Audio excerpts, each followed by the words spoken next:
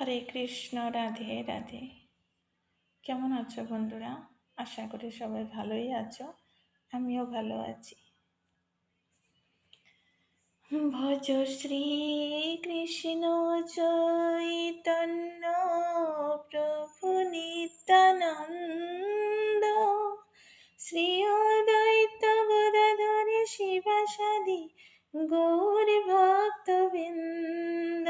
ভজ শ্রী কৃষ্ণ চৈতন্য প্রভু নিত্যানন্দ, শ্রী অদ্বৈত গদাধর শিবাসাদি গৌর ভক্তবৃন্দ।